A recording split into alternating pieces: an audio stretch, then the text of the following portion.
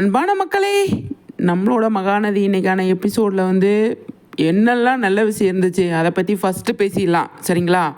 First நல்ல விஷயங்களை பற்றி தான் பேசணும். என்னென்ன விஷயங்கள் இருந்தது, எல்லாருமே இன்றைக்கி வந்து இருந்தாங்க அப்படிங்கிறது தான். அதாவது இந்த சைடு நார்மலாக ஒரு ரெண்டு மூணு வாரத்துக்கு முன்னாடி நம்ம வந்து எப்படி பார்த்துட்டு இருந்தோம், மாமா மாமி விஜய் காவேரி இந்த மாதிரி பார்த்துட்டு இருந்தோம்லே, அவங்க தான் இன்றைக்கி எபிசோடில் இருந்தாங்க. நல்லாவே இருந்தது எபிசோடு அப்படின்னு தான் சொல்லணும். முக்கியமாக நம்ம எதிர்பார்த்த மாதிரி கௌதம் வந்தாருங்க. கௌதம் தான் கால் பண்ணி விஜய்கிட்ட சொல்கிறாரு, விஜய் நீ வந்து எதை பற்றி கவலைப்படாத, காவேரிக்கிட்டேயும் சொல்லு, எல்லாமே நான் செல்லில் டிவியில் பார்த்து தெரிஞ்சுக்கிட்டேன், நாங்கள் இருக்கோண்டா, நீங்கள் எதாக இருந்தாலும் எங்கிட்ட சொல்லு அப்படின்னு சொல்லிட்டு கௌதம் வந்து சொல்கிறாரு விஜய்கிட்ட. தேங்க்ஸ்டா அப்படின்னு சொல்லிட்டு பயங்கரமாக எல்லாருக்கும் தெரிஞ்சிருச்சே அப்படின்னு சொல்லிட்டு விஜய்க்கு வந்து பயங்கரமாக டென்ஷன் ஆகிடுறாருங்க. பயங்கரமாக வருத்தப்படுறாரு விஜய். காவேரி இந்த மாதிரி அசிங்கப்படுறாளே அப்படின்னு சொல்லிட்டு ஜெனுனாக அவ்வளோ கஷ்டப்பட்டார். உண்மையாக சொல்லணுன்னா அந்தளவுக்கு காவேரி வந்து என்ன பண்ணுறாங்க, விஜய் வந்து என்ன பண்ணுறாரு, நம்ம வீட்டில் போய் காவேரியை பார்த்தே ஆகணும் அப்படின்னு சொல்லிட்டு வீட்டுக்கு வராரு. வீட்டுக்கு வந்தால் காவேரி இல்லாதப்போ வந்து பேசுகிறாரு எல்லாருக்கிட்டையுமே. அதனால் சாரதா அது வாயா என்னன்னே தெரிலங்க, அந்தளவுக்கு பேசுதுங்க. சை, எனக்குனா என்னடா இப்படி பேசிகிட்டு இருக்கு அப்படின்ற மாதிரி இருந்தது. பயங்கரமாக பேசுது.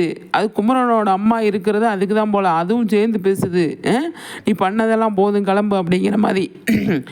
சாரதா உண்மையாக சொல்கிறேன், காவேரியும் சரி விஜயும் சரி பயங்கரமாக பேசுது. அதெல்லாம் என்றைக்கே அந்த பாவத்தை கழிக்க போதும் தெரியல, அந்தளவுக்கு பேசுதுங்க. அசிங்கப்பட்டது போதும், அது இது அப்படின்னு டிவி மீடியா ப்ரெஸ் எல்லாமே வந்துருச்சு அப்படிங்கிற மாதிரி காவேரியை வந்து சொல்லி, அதாவது விஜயை வந்து பயங்கரமாக சத்தம் போட்டு வெளியே அனுப்பிடுறாங்க.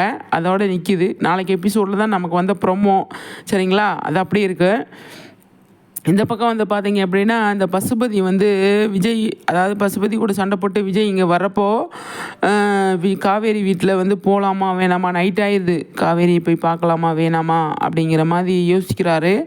ஆனால் வேண்டாம் அப்படின்னு இருந்துடுறாரு. அதுக்கப்புறமா வந்து காலையில் எந்திரிச்ச உடனே வந்து ப்ரெஸ்ஸு மீடியா எல்லாருமே வந்து கேட்குறாங்க, நீங்கள் காசு வாங்கிட்டு தான் கல்யாணம் பண்ணீங்களா, சொல்லுங்க அப்படிங்கிற மாதிரி கேட்குறாங்க. அப்போ காவேரியால் ஒன்றுமே பேச முடியல.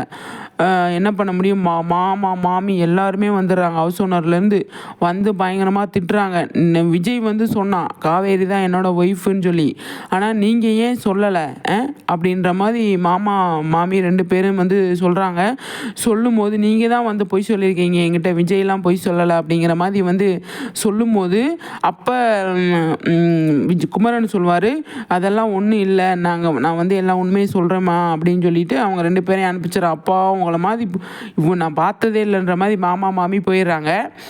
இங்கே சாரதா பார்த்தீங்க அப்படின்னா, ஐயோ சை, எனக்கு சாரதா இன்னைக்கு எபிசோடில் பிடிக்கவே இல்லைங்க. சை, இரிட்டேட்டிங்காக வந்து பண்ணிகிட்டு இருந்துச்சு அப்படின்னு தான் சொல்லணும். அந்த பொண்ணே பாவம் காவேரி பயங்கரமாக வந்து கஷ்டத்தில் இருக்குது, வருத்தத்தில் இருக்குது. எதையுமே வந்து யாருக்கிட்டே சொல்ல முடியாத சுச்சுவேஷனில் பாவமாக இருக்குது பார்க்குறப்போ. பத்தாவதுக்கு ஒரு பெற்றதை முடிஞ்சு போச்சு, என் பொண்ணு தெரியாமல் பண்ணிட்டா, அதை நாங்கள் எங்களுக்கு எப்போவோ தெரியும் அப்படின்னு எதையாவது ஒன்று சொல்லாமல் அப்படியே காவேரி பேசுன்னு பேசுதுங்க.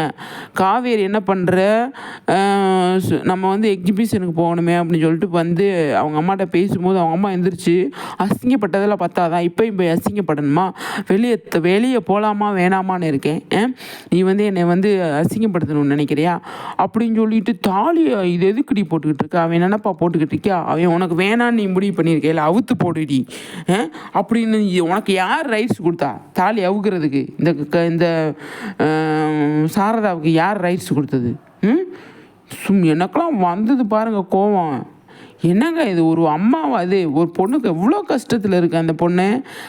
அதை பற்றி சரி நம்ம பொண்ணுக்கு நம்ம திரும்ப நம்மளும் சேர்ந்து காயப்படுத்தக்கூடாது அப்படின்னு யோசிக்காமல் தாலியாக பிடுங்க அந்த பிள்ளைய பயங்கரமாக வச்சை. எனக்கு உண்மையை காவேரி நினச்சா கஷ்டமாக இருக்குங்க. சாரதா மாதிரி ஒரு மோசமான அம்மாவை நான் பார்த்ததில்லை. ஆனால் இந்த பிரச்சனை வந்து கல்யாணம் நடந்துருச்சு, முடிந்துருச்சு, என்னம்மா ஏதும்மா காவேரி கிட்ட இதுவரை உனக்கு அவனை பிடிச்சிருக்கா, போகிறதுனா போ அப்படிங்கிறது வேற. சரிங்களா? உனக்கு அவனை பிடிச்சிருக்கா, பிடிச்சிருந்தா சொல்லு, நான் வந்து சமாதானமாக நான் வந்து உன்னை அனுப்பி வைக்கிறேன் அப்படின்னு சொன்னால் பரவாயில்ல. போகிறதுனா போ போகிறதுனா போ அப்படின்னா என்ன பண்ண முடியும்? இப்போ தாலி அவுக்கும் போது காவேரியோட மூஞ்சியை பார்க்கணும்ல, அந்த பொண்ணு எவ்வளோ கஷ்டப்படுது, நம்ம தப்பு பண்ணுறோமோ அப்படின்னு யோசிக்காமல் பிடிச்சிட்டு அத்து விட பார்க்குதுங்க. காவேரிக்கு அவ்வளோ கஷ்டமாக போயிடுச்சு. ச்சே, எனக்கு அந்த சீன் பார்க்கவே முடியல.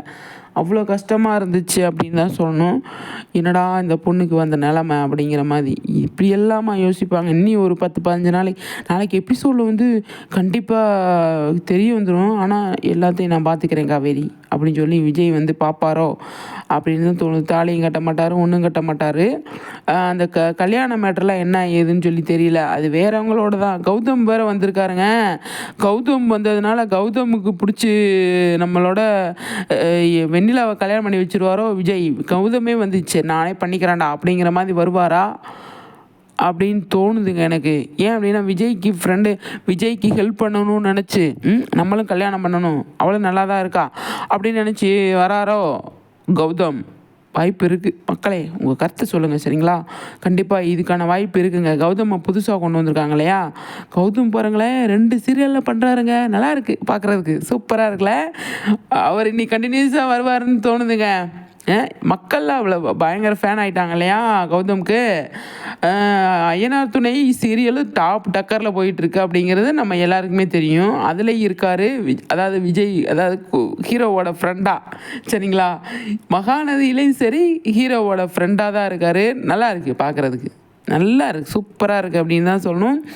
ஆனால் மகாநதியில் எனக்கு தெரிஞ்சு வெண்ணிலாவுக்கு அவர் தாங்க ஹஸ்பண்டு, வேறு யாரும் கிடையாது அப்படிங்கிற மாதிரி தான் நான் யோசிச்சுருக்கேன். பார்ப்போம் சரிங்களா. அந்தளவுக்கு செம்மையாக போயிட்டுருக்கு, நல்லா இருக்குது. மகாநதி இன்றைக்கி எபிசோடு நல்ல எபிசோடு, சரியான எபிசோடு அப்படிங்கிறதுல எந்த ஒரு டவுட்டுமே கிடையாது. நம்மளோட